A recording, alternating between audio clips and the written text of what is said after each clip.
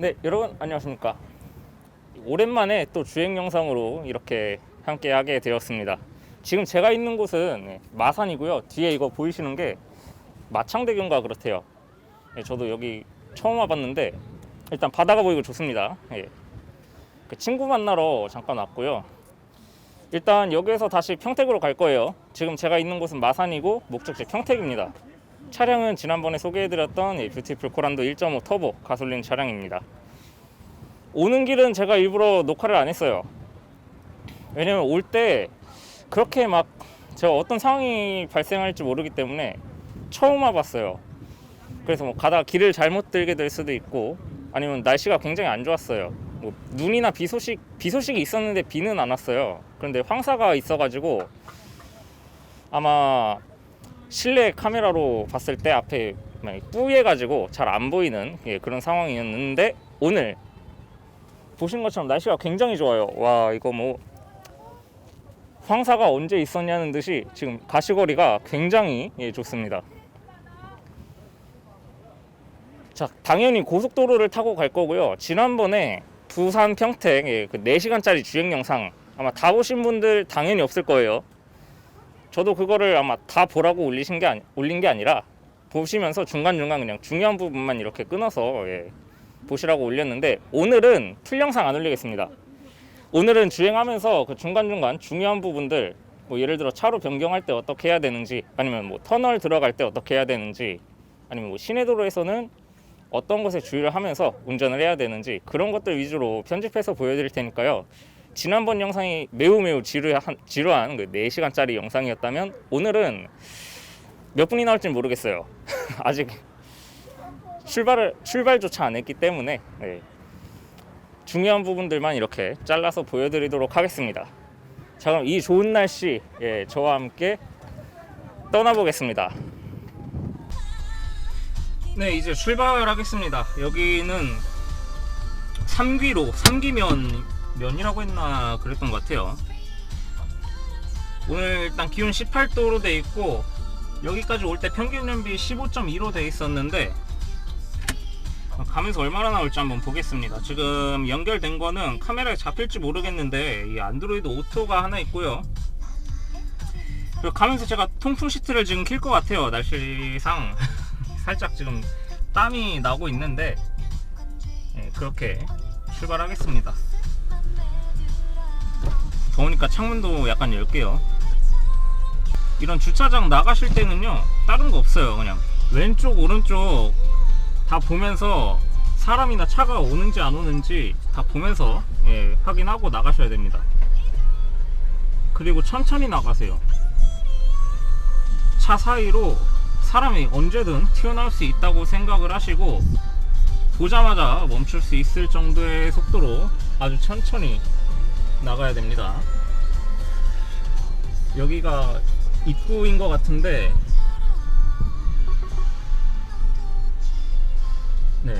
좀 많이 무리해서 좁게 돌았습니다.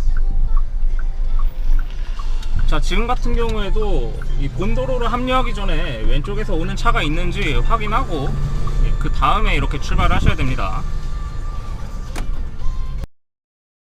여기는 지금 바닥에 보셨는지 모르겠는데 제한속도 최고 속도가 시속 40이에요 근데 제가 오는 길에 보니까 이 방지턱이 살짝 좀 높더라고요. 그래서 40으로 넘으면 좀 많이 흔들려요. 승차감이 안 좋기 때문에 한 30 밑으로 넘어서 다니도록 하겠습니다. 지금이 일단 27, 25 뭐 이렇게 나오고 있는데 이 정도에서 넘으면은 딱 부드럽고요. 그 이상 넘어가면은 승차감이 굉장히 안 좋을 겁니다. 혹시나 이쪽 3기면 이쪽 풍경이 되게 좋은데 이쪽 카페거리라고 해요. 이쪽 오실 분들은 참고하세요. 만약에 시속 40이라고 돼 있는데 앞에 방지턱이 보인다 그러면은 속도를 줄이세요. 지금 일단 35, 36으로 넘어보겠습니다. 방금 거는 생각보다 충격이 덜했어요. 방지턱이 낮아서 그랬어요. 앞쪽에 맞은편에 오는 차 보이시죠? 속도 내다가도 방지턱 앞에서 속도를 많이 줄였습니다. 이 방지턱이 생각보다 굉장히 높은 곳이 많아요.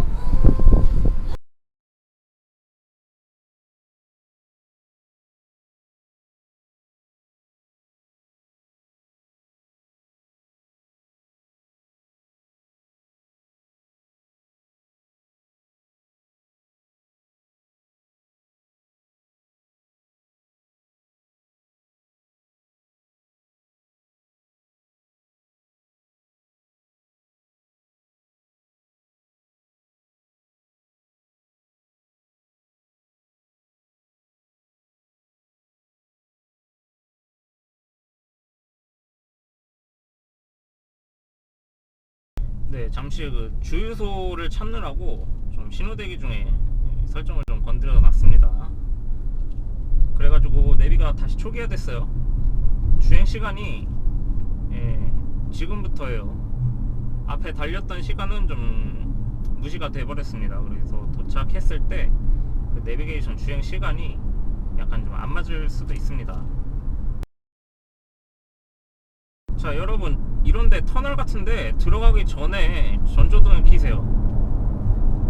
왜냐면 들어가기 전에 켜야 뒤따라오는 차가 내 차가 어디 있는지 알아요. 그리고 끌 때는 반대로 다 나오고 나서 좀 지난 후에 꺼주시면 되겠습니다. 이것도 마찬가지예요. 미리 끄면은 뒷차가 안 보입니다. 그리고 이렇게 차로를 바꿀 때는 방향지시등을 미리 켜고 차로 변경 완료한 다음에 방향지시등을 끄고요. 항상 지금 카메라에 안 잡힐 텐데 오른쪽을 한번 쓱 돌아보세요. 숄더 체크라고 하죠. 예. 차로 변경하기 전에 내 옆에 있는 차라든지 뒤따르는 차가 있는지 확인한 다음에 차로 변경을 하시면 되겠습니다. 우회전이래. 그리고 이어서 우와 고속도로 이쁘다.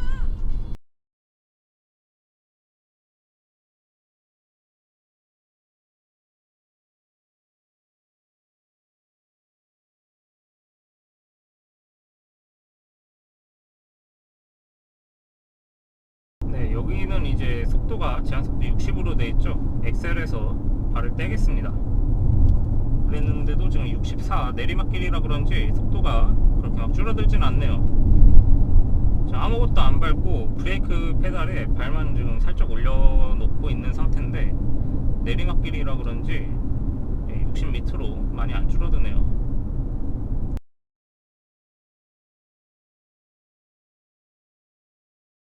네, 이제 고속도로 본격적으로 들어갈 건데요. 방금처럼 이 통행권을 뽑고 혹은 하이패스 차로를 지나고 정산을 하고 이렇게 합류가 돼요. 그런 거 합류 구간은 특히나 더 조심해야 됩니다. 왼쪽에서 오는 차도 있을 수 있고요. 네, 여러분 이렇게 운전하시면 안 됩니다. 예, 방향지 시등도 없이 그냥 칼치기식으로 들어왔죠. 예, 이거는 진로 변경 방법 위반에 해당합니다. 이거는 뭐 블랙박스 찍어 있으니까 신고 매기도록 할게요. 흙도 막 떨어져가지고 아유 참 그거 빨리 가겠다고 추월을 해버리네요. 저런 식으로.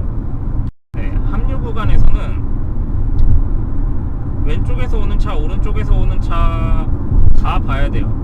그래서 좀 더 위험합니다. 바닥에 보시면 굵은 선이 있고 좀 가는 선이 있을 거예요. 차선 흰색으로 돼 있죠.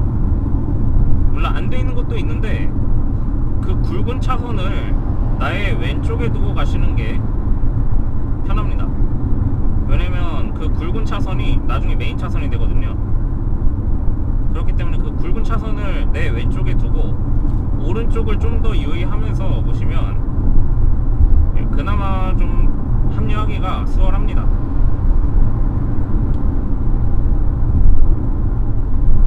물론 안 그런 데도 있어요. 알아서 주의하셔야 됩니다.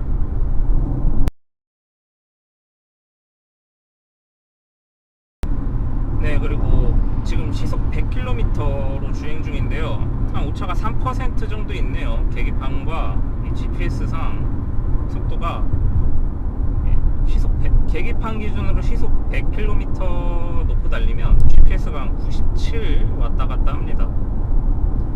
자, 그리고 시속 100으로 달릴 때 앞차와의 안전거리 100m, 이건 제가 계속 언급해 드렸을 거예요. 아마 거의 대부분 주행 영상에서 언급을 해 드렸는데, 앞차와의 거리 100m 어떻게 계산하냐, 도대체 어느 정도가 100m냐 하시는데, 지금 이제 왼쪽으로 굽은 길이라 잘 안 보일 텐데, 왼쪽과 오른쪽에 흰색으로 동그랗게 반사판이 일정한 간격으로 심어져 있습니다. 저 반사판 하나의 간격이 약 50m라고 보시면 돼요. 그러니까 앞차랑 나랑 그 사이에 지금 왼쪽에 흰색 반사판, 저거 잘 보이시나요? 저거 한 개, 그러니까 한 개의 간격이 아니라 반사판 한 개가 보이니까 간격은 두 개가 되겠죠. 네. 그렇게 놓고 가시면 그게 딱 100m입니다. 네, 그런 식으로 안전거리 계산해서 유지하시면 되고요. 만약에 저 반사판이 없진 않을 거예요. 제가 알기로 모든 고속도로에는 저 반사판이 중앙분리대에 다 심어져 있습니다. 저기 안 보인다 하시면 지금 오른쪽에 초록색 번호판 보이시나요? 번호판이 아니라 표지판이라고 하죠. 저 초록색 표지판이 제가 알기로 경부고속도로에는 100m 간격으로 설치되어 있는 걸로 알고 있는데, 여기는 아닌 것 같네요. 좀 많이 띄어져 있어요.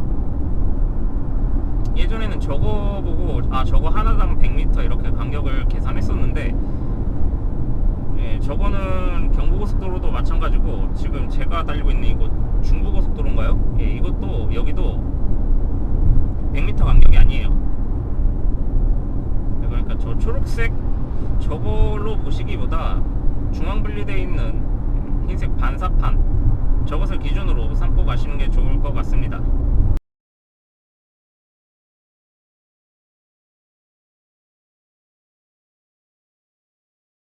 날씨가 많이 더운 관계로 좀 통풍 시트를 작동했습니다. 지금 기온이 19도가 뜨네요. 계기 장치에 땀이 막 날라 그래서 통풍 시트 지금 켰습니다. 아마 연비에는 좀 영향을 주겠죠. 지금 15.2km 나오고 있는데, 리터당 15.2km 나오고 있는데, 연비에 어떤 영향을 줄지 그것도 궁금하네요. 일단 통풍 시트 켰습니다.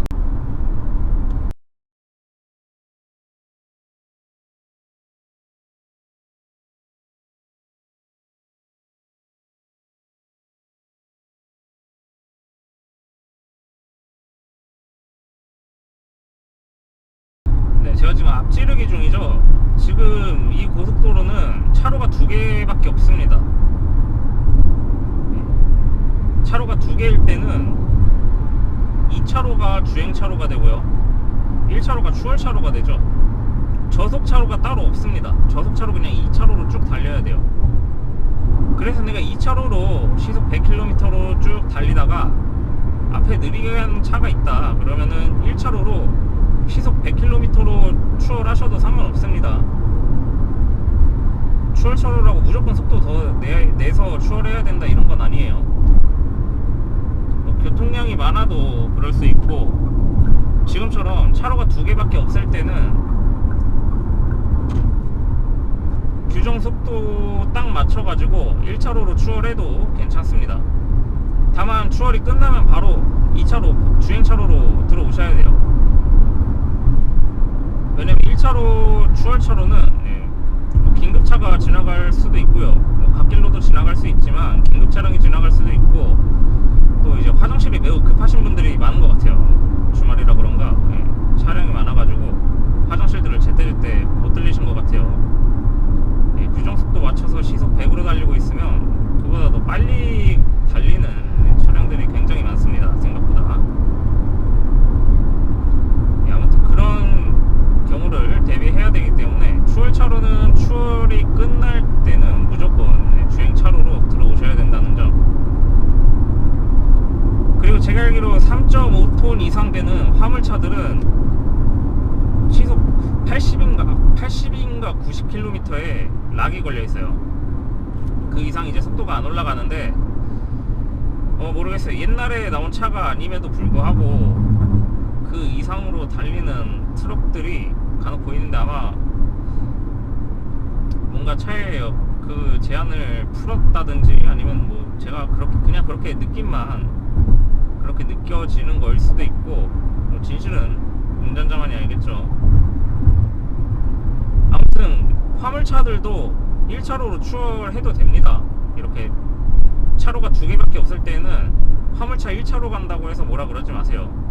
만약에 그 차 1차로 정속 주행 중이다 내지는 저속 주행 중이면은 그거는 잘못된 거지만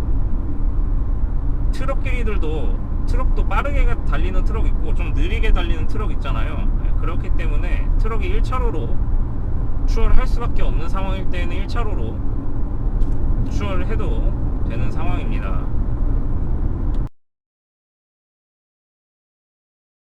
타이밍 딱 좋게 1차로로 추월한 다음에 2차로 주행차로로 다시 복귀하는 모습을 직접 보셨습니다. 이게 제가 딱 말하니까 어떻게 그런 상황이 딱 나왔네요.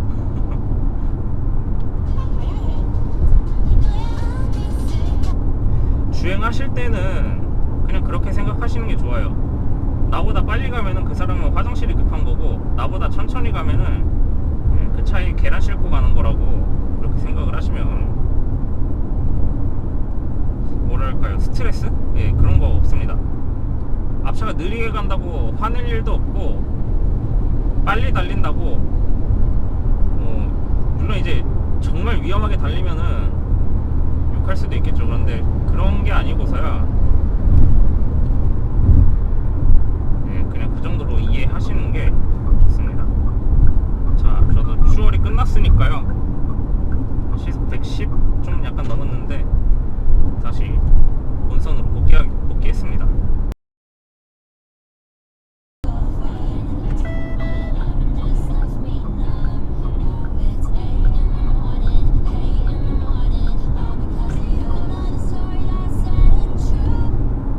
추월차로 변경할 때도 마찬가지로 방향지시등을 미리 켜고 적어도 한 50m는 가세요. 아니면 나 50m 모르겠다 하시면은 방향지시등이 한 3번 정도 깜빡이고 나서 차로 변경을 하는 게 좋습니다. 제가 지금 방향지시등 3번 깜빡이고 나서 차로를 변경했고요.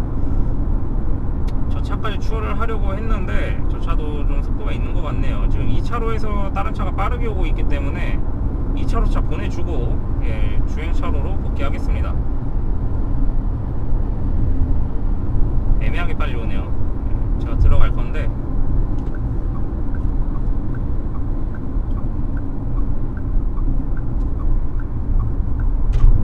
다시 주행차로로 들어왔습니다.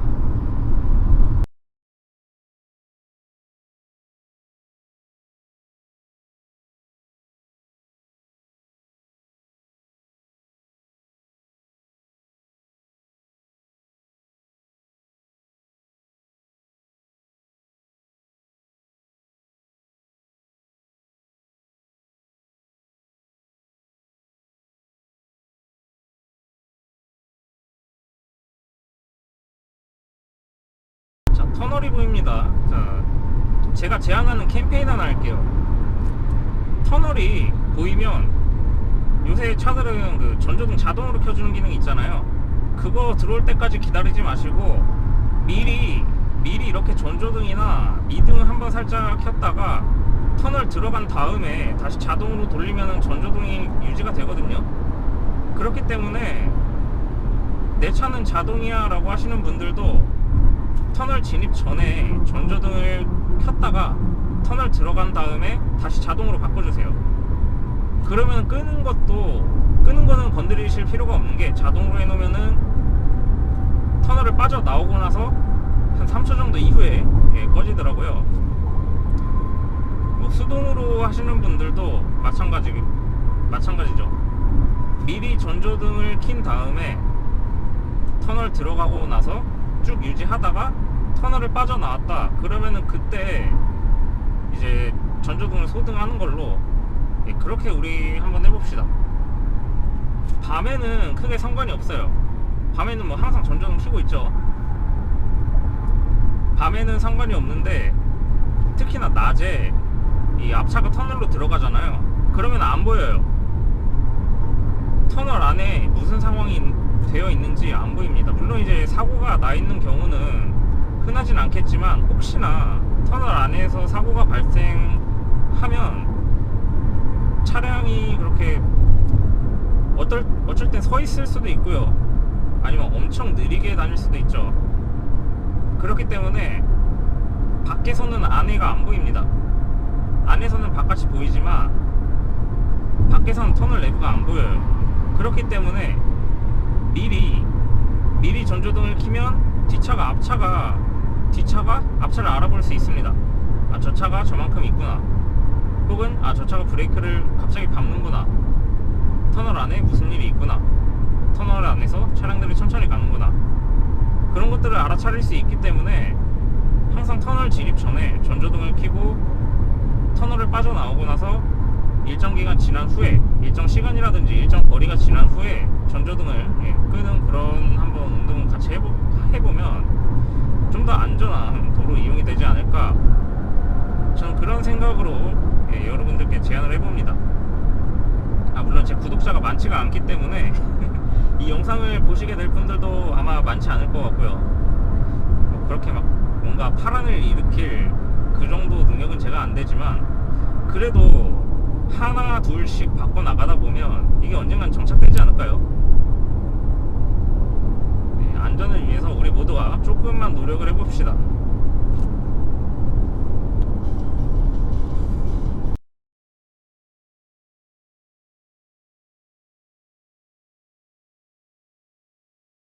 네, 지금 남성주 휴게소에 들러서 주유를 하겠습니다. 주행 가는 거리가 88km 뜨네요. 여기도 지금 5개 가격 표시제 이게 안 돼 있는데 때마침 연료 보충하라고 딱 들어왔네요. 여기가 아마 1470원이었나 그랬을 거예요. 1470원대 77원으로 기억하는데, 네, 일단 좀 쉬었다 가기도 하고 주유도 할 겸 들어왔는데, 남성주 참여휴게소, 요새 휴게소마다 이렇게 뭔가 별명을 붙인다고 해야 하나요? 정한 알밤 휴게소, 그리고 또 어디 있었죠? 그 상주 영천 고속도로 가다 보면은 돈가스가 아주 맛있는데 거기 어디였죠? 3064 구미휴게소였나요? 예, 그런 데도 있고요. 천안도 뭐 천안 호두과자 휴게소였나? 예, 아무튼 그렇습니다. 그런데 주차할 곳이 여기 하나 있네요. 예, 다행히도 하나 있습니다. 여기다가 주차를 하겠습니다. 주차하기 전에 항상 비상등을 켜고 이렇게 진행을 해주세요. 여기가 앞쪽이 좀 더 넓으니까요, 앞쪽에다 하겠습니다. 그리고 비상등을 켰다고 해도 내가 우선이 아니에요. 비상등을 킨다는 건 그냥 내가 주차하겠다는 신호지 내가 우선이라는 뜻이 아닙니다. 물론 이제 대부분의 운전자들이 주차하는 차 배려해서 아 그래 먼저 주차하세요 하고 기다려주지만, 그렇지 않은 차들이 가끔 있더라고요. 내가 먼저인데 왜 앞에서 길을 막고 있어 하는 식으로 밀어붙이는 차들이 간혹 있으니까요. 여러분들도 그 점 참고하셔가지고 휴게소 주차할 때 사고가 일어나지 않았으면 좋겠습니다. 자, 그럼 저는 잠깐 쉬었다가 다시 출발하도록 하겠습니다. 네, 여러분 이제 다시 출발할 건데요. 주유는 아직 안 한 상태입니다. 그냥 휴게소에서 잠깐 바람 쐬고 쉬었다가만 왔어요. 자, 휴게소에서 나갈 때 해야 될 게 있습니다. 주차할 때 했던 것처럼 나갈 때도 비상등 켜고 나가주세요. 왜냐면 나오는 차 안 보입니다. 그렇게 잘 안 보여요. 그렇기 때문에 비상등을 켜고 천천히 오른쪽 왼쪽 또 지나다니는 사람들 차 다 보면서 나오시고, 다 나오고 나서 비상등 꺼주세요.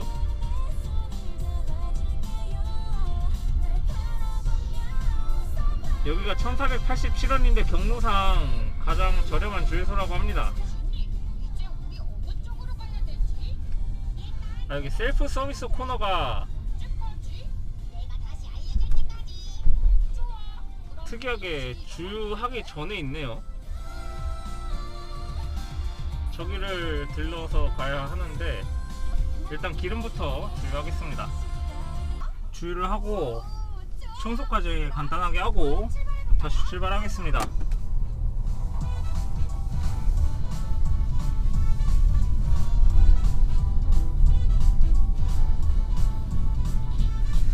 도착 시간이 6시가 돼버렸네요.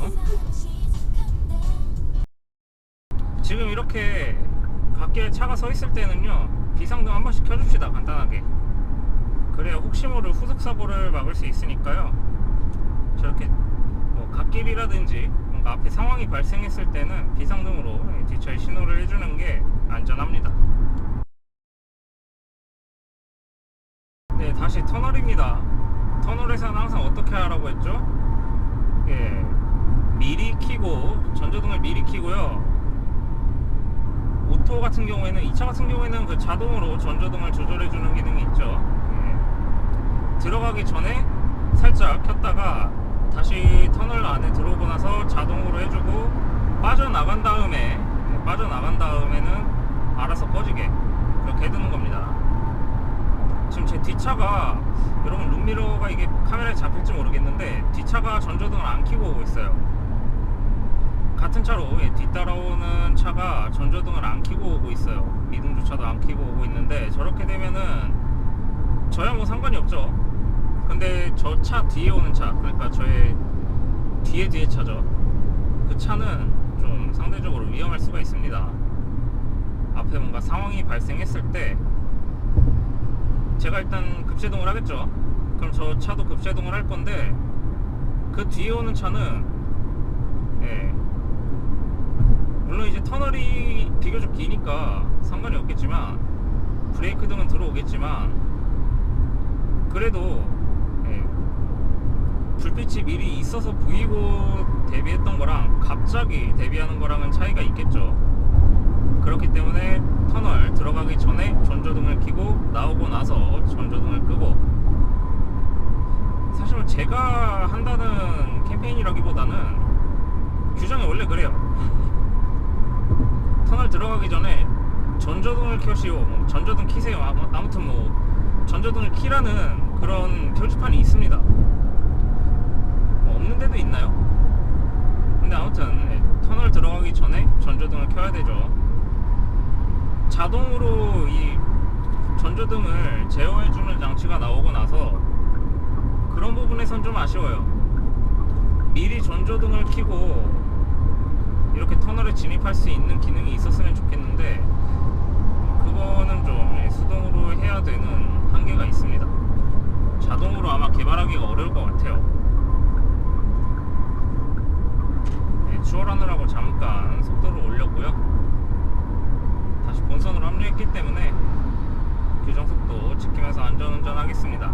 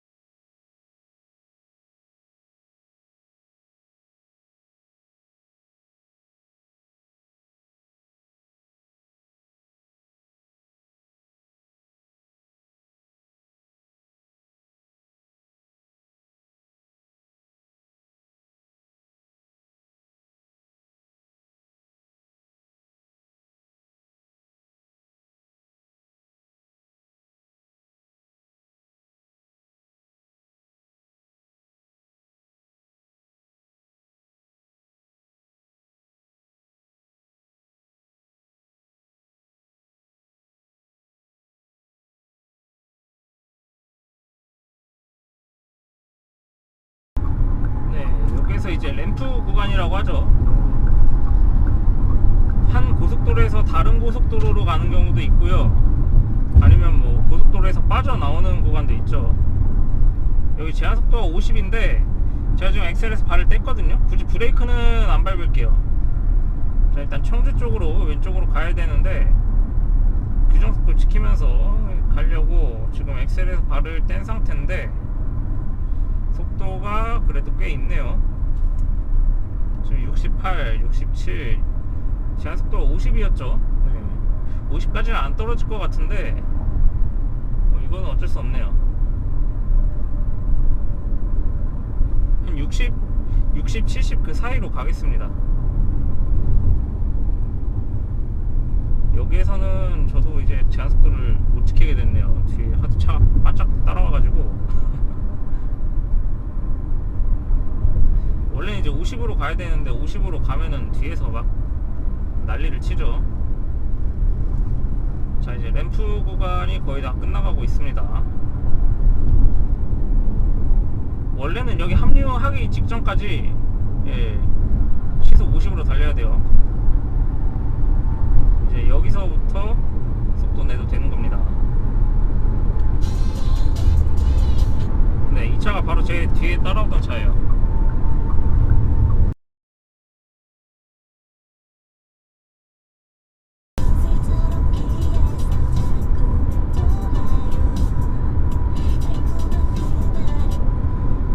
자, 그리고 지금처럼 휴게소로 빠져나가는 이런 길이 있으면 휴게소에서 합류하는 길도 있겠죠. 바로 여기인데요.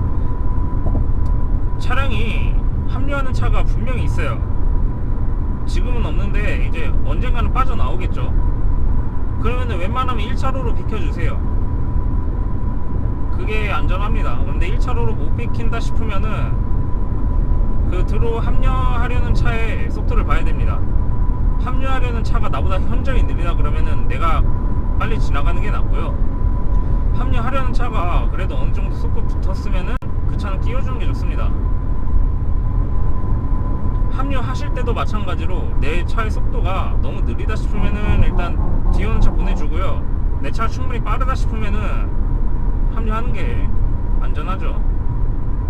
가장 좋은 건 1차로로 비켜주는 거예요. 그 본 도로 주행 중인 차량이. 그런데 피치 못할 사정이 있어가지고 뭐 1차로에 차가 온다거나 뭐 그럴 경우에는 비켜줄 수가 없죠. 비켜주고 싶어도. 그럴 때는 정말 서로 조심하면서 안전하게 가야 합니다.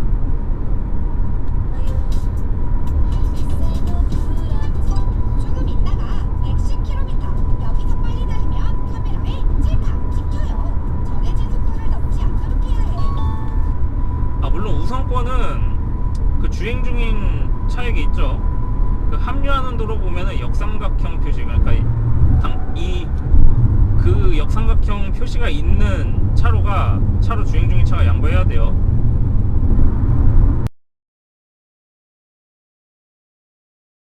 좀 있으면 구간 단속이 있는데요. 구간 단속 때 크루즈 컨트롤 사용하시는 분들 많으실 거예요. 근데 저는 크루즈 컨트롤이 있지만 사용 안 합니다. 왜냐면 크루즈 컨트롤 이거는 몇 세대냐에 상관없이 저는 일단 기계를 못 믿는 그런 성격이기 때문에 네, 크루즈 컨트롤보다는 제가 직접 조절하면서 달리겠습니다. 물론 크루즈 컨트롤 쓰면 편하겠죠. 편할 것 같은데 글쎄요. 있어도 뭐 잘 안 써서 저는 그냥 제가 주행하도록 하겠습니다. 자, 그리고 지금 오른쪽 앞에 2차로 주행 중인 차 이렇게 전조등을 안 켜면 안 보여요. 차도 검정색이네요. 이제 브레이크등 들어왔죠. 차도 검정색인데 전조등까지 안 켜니까 이렇게 안 보이잖아요. 흰색 차도 물론 마찬가지예요. 전조등 안 켜면 안 보입니다. 그러니까 터널을 지나갈 때 미리 전조등 켜고 빠져나가고 나서 일정 시간 지난 뒤에 한 전봇대 2개 정도 아니면 그 반사판 2개 정도 지나면은 끄세요. 지금 같은 경우에는 굳이 끌 필요가 없죠. 바로 다음에 터널이 또 있어요.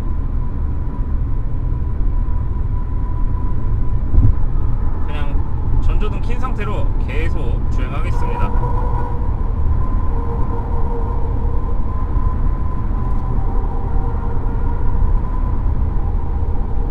미등만 켜고 있었네요. 미등과 전조등 차이는 미등을 켜면은 앞에 차가 내 차 앞차를 뭐랄까요, 잘 못 봐요. 전조등을 켜야 앞차도 날 봅니다. 물론 이제 미등 켜도 보긴 보겠죠. 그런데 잘 안 보여요. 전조등을 안 켜면 아예 안 보이는데 미등만 켜면은 잘 안 보입니다. 안 킨 것보다 미등 켜는 게 나아요.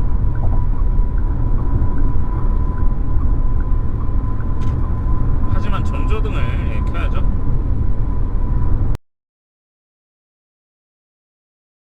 바람이 엄청 많이 불고 있는 것 같아요. 차가 흔들리고 바람 소리가 엄청 심하게 들립니다. 특히나 이 다리 위를 지날 때에는 바람이 많이 불면 차가 막 좌우로 흔들릴 수도 있기 때문에 규정속도 내에서 항상 과속하지 않고 주행하는 것이 가장 중요하죠.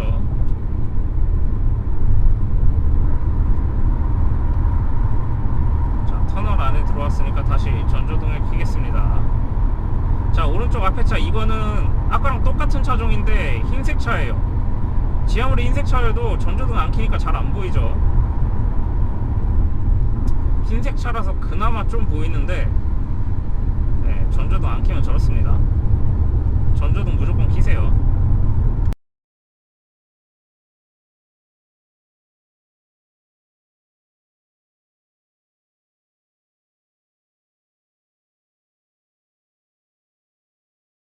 지금은 뒤에 차가 안 오기 때문에 그냥 1차로 정속주행 110km 거의 비슷하게 달리고 있습니다. GPS3으로는 108 정도 나오네요. 네, 속도를 조금 냈더니 평균 연비가 15km까지 떨어졌습니다. 제가 출발할 때 15.4였나요? 15.2였나요?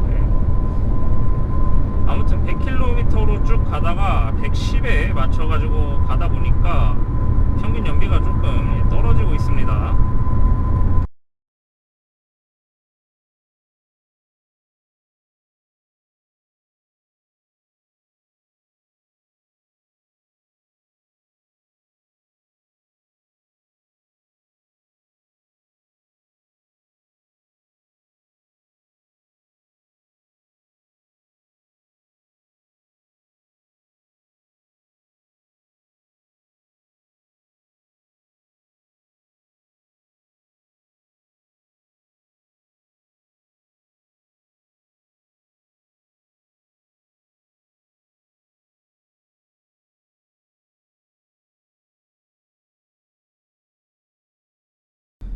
네, 정체가 이어지고 있는데요. 여기는 지금 교각 구간이거든요. 다리 구간인데 신기하게도 차로 변경 가능하게 차선을 점선으로 해놨습니다. 실선이 아니죠. 이게 카메라에 잡히겠죠? 예, 카메라에 잡힐 겁니다. 차선을 보시면 실선이 아니라 점선으로 되어 있어요. 차로 변경 가능하다는 거죠. 여기는 분명히 다리 구간인데 이렇게 차로 변경 가능하게 해놨습니다.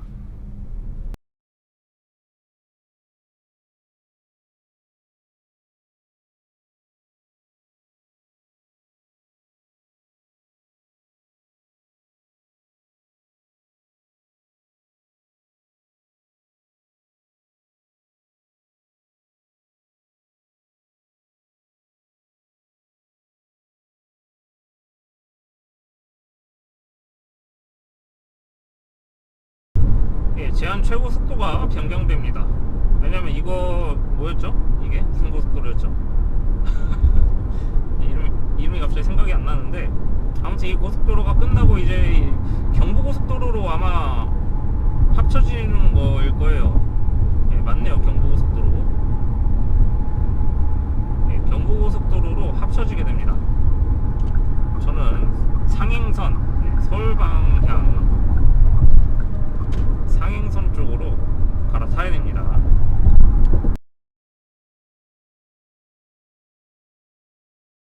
예, 참고로 여기서 왼쪽으로 가면은 그냥 서울이라고 써 있었던 것 같고요. 오른쪽으로 가면 동서울이라고 써 있었던 것으로 기억합니다. 네, 맞네요. 여기가 남이 분기점입니다. 서울과 동서울로 갈리는.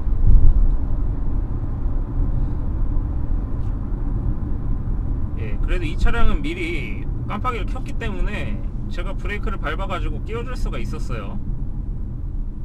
뭐 어떻게 보면 무리하다고 볼 수도 있지만 방향지시등 미리 켰기 때문에 브레이크 밟고 그냥 합류를 시켜줬습니다. 만약에 뭐 깜빡이를 안 켰다거나 제가 앞차와의 안전거리를 유지하지 않았더라면 아마 둘 중에 하나겠죠. 못 끼거나 사고가 났거나. 이래서 항상 뭐라 그러죠? 갑자기 기억이 안 나는데 규정과 법규는 반드시 지켜야 됩니다. 과속하지 말고 규정 속도 내에서 흐름을 맞추면서 안전거리도 유지하면서 좌우에서 항상 합류할 수 있다는 생각을 가지고 시야를 넓게 보면서, 물론 그래도 정말 뭐 정신 나간 사람이 와서 박으면은 사고는 나는 거죠. 옥산 IC까지, 옥산 요금소까지 가변차로가 열려있기 때문에 한번 가변차로로 가보겠습니다. 가변차로인데도 도로가 잘 포장되어 있네요. 보통 이제 가변차로는 잘 안 쓰잖아요. 비상시에 쓰이는 갓길 뭐 이런 역할을 하기 때문에 포장을 이렇게 잘 안 해놓는데 이 구간은 괜찮아요. 오히려 본선보다 조용한 것 같아요. 가변차로 사용하실 때 주의할 점이 있습니다. 가변차로 주행하실 때 지금처럼 이제 오른쪽에서 합류하는 차량들 있잖아요. 가속 구간이 굉장히 짧은 경우가 있습니다. 그렇기 때문에 합류하는 구간이 있다 그러면 그곳에서는 웬만하면 속도 줄이세요.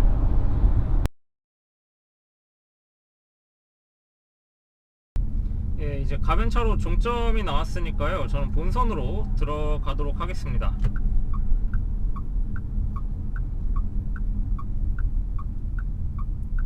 저는 이쪽으로 빠질 게 아니에요. 가변차로 종점이 되었기 때문에 이제 본선으로 다시 들어왔습니다.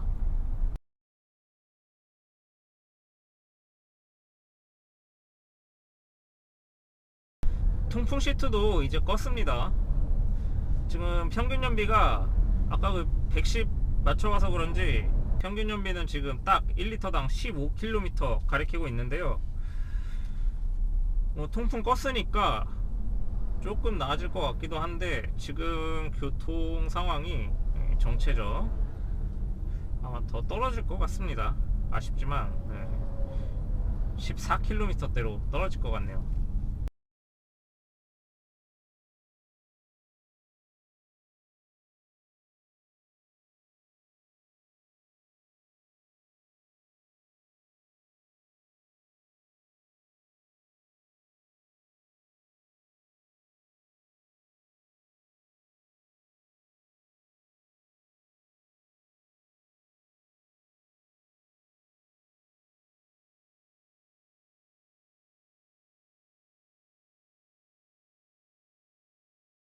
근데 정체가 너무 심해가지고요, 이 배터리가 버틸 수 있을지 모르겠습니다.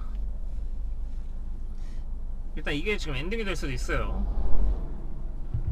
오늘 이제 마산에서 평택까지 도착 시간이 지금 6시 20분이었다가 정체 때문에 6시 40분으로 됐는데 어떻게 오늘은 여러분 잘 보셨나요?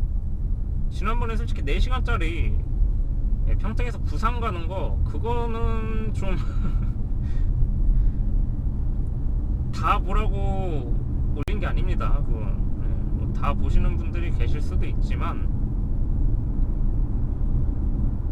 그냥 진짜 심심풀이용으로 진짜 할 거 없을 때 틀어놓는 그런 용도로는 쓸 수 있겠네요. 오늘은 딱 필요한 부분만 보여드렸는데 여러분들 어떠셨나요? 여러분들은 어떻게 운전하시나요? 네, 여러분들께서도 뭐 저랑 똑같은 부분도 있을 거고 다른 부분도 있을 거예요. 비슷한 부분도 있고요. 예를 들어서 터널 들어가기 전에 전조등을 킨다든지 뭐 그런 거겠죠. 네.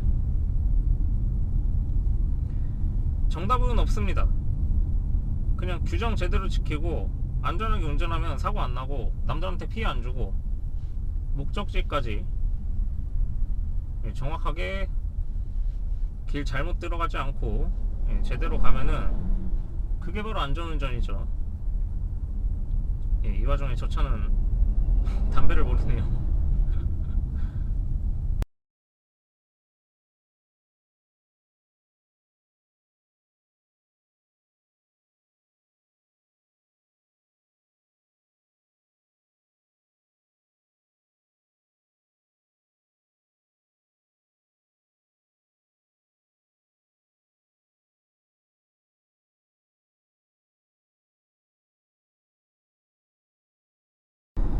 네, 여기는 이제 시속 110km 구간 단속인가요? 아무튼 110으로 변했는데 110까지 밟을 수 있어도 100까지만 딱 달리겠습니다. 100까지 110 어차피 달리지도 못하고요. 지금 연비가 다시 14.9까지 떨어졌다가 다시 15가 됐어요. 15, 잘 유지해 보겠습니다.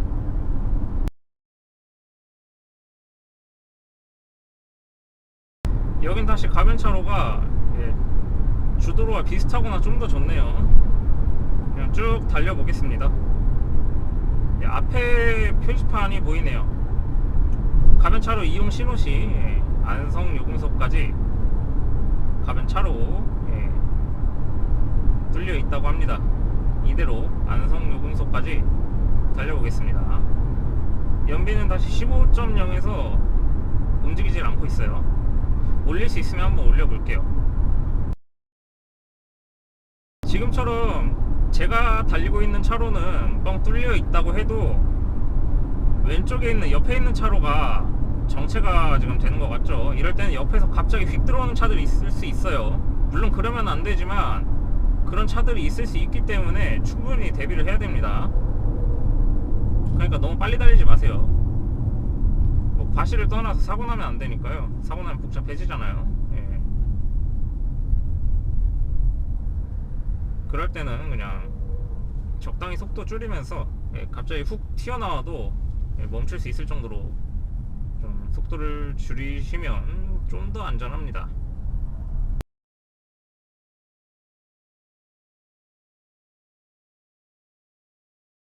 네, 지금 보시면 가변차로 안내해주는 신호가 아예 안 들어와 있죠.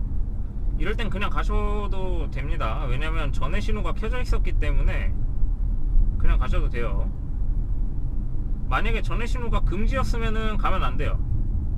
근데 전에 신호가 통행해도 된다는 뜻이었기 때문에 가도 됩니다. 저기 원래 금지 표시는 빨간색 X로 되어 있고 통행해도 된다고 하는 건 초록색 화살표 아래 방향이었나 아래 방향이었을 겁니다. 아래 방향으로 되어 있어요. 그런데 지금처럼 아마 뭐 문제가 생긴 거겠죠? 가변차로 신호가 점등되어 있지 않을 경우에는 그 이전 신호에 따라가시면 됩니다.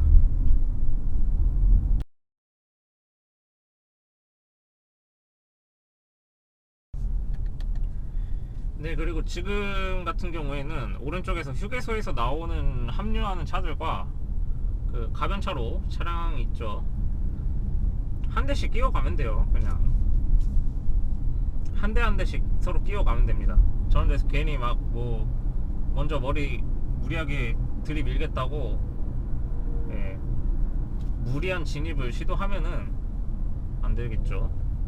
그냥 한 대 한 대씩 가는 게 거의 뭐 그게 법규로 지정돼 있었나는 모르겠는데 아무튼 한 대 한 대씩 가야죠. 뭐 내가 우선권이 있다고 해서 양보 안 해주면 저 휴게소에서 나오는 차들은 뭐 여기 계속 밀리면은 내일까지도 못 나올 수 있어요. 그렇기 때문에 합류하는 곳에서 막힐 때는 한 대 한 대씩. 근데 가끔 보면은 좀 진짜 정말로 이기적인 사람들은 한 두 대 앞에 차 따라서 그냥 갈라 그러는데 그런 차 있으면은 그냥 속으로 욕하고 보내주세요. 그렇게 정말 이기적으로 운전을 하겠다는데 괜히 거기에다가 시비 걸었다가는 사고 납니다.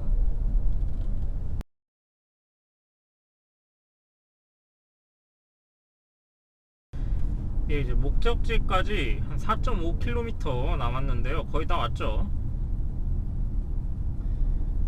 예, 여기 여러분 가변차로 보시면은 다른 차로와는 다른 특징이 있어요. 그건 바로 이제 가변차로를 기준으로 왼쪽 차선이 점선 구간인 곳도 있고 실선 구간인 곳도 있어요.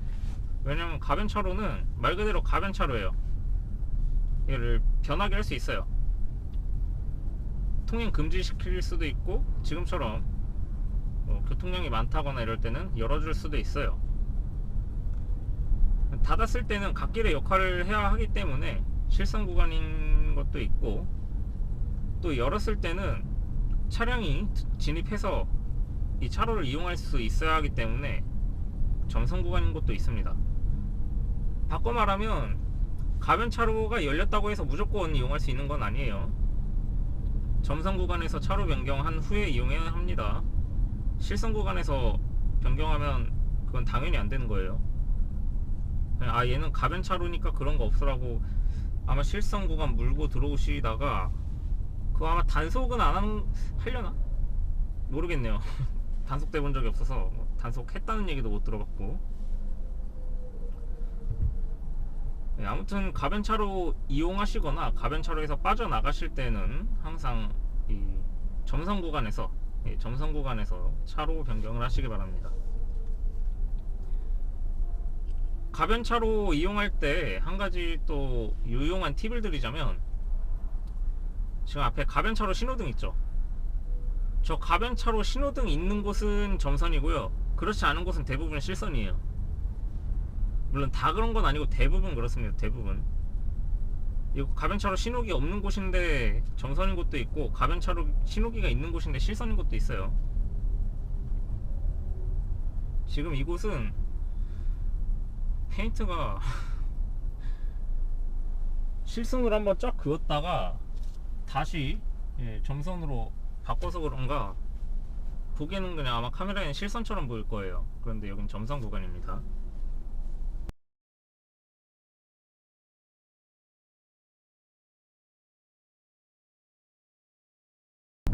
네, 이제 드디어 안성요금소 다 왔습니다. 안성요금소로 빠져나가겠습니다. 여기도 제가 알기로 50인가 그랬는데, 아, 상행선에서 빠져나가는 건 40이네요. 하행선에서 빠져나올 때는 시속 50이었습니다. 램프 구간 제한속도가. 아, 여기 공사 중이라 40으로 해놓은 건가요? 아니, 원래 40으로 매달려 있던 것 같은데, 네, 아무튼. 아, 근데 여기 40은 좀 너무했는데. 일단 50으로 가겠습니다. 왜냐면 뒤에 차가 살짝 따라와서. 40대로 은근슬쩍 줄였고요. 지금 엑셀에서 발 뗐습니다. 9분기이기 때문에.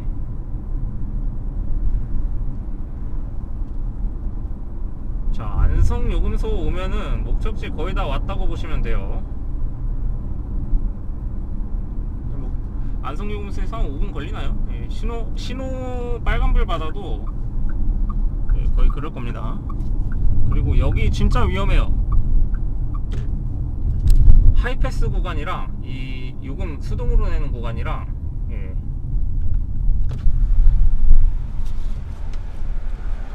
굉장히 위험하게 만들어 놨어요. 안녕하세요.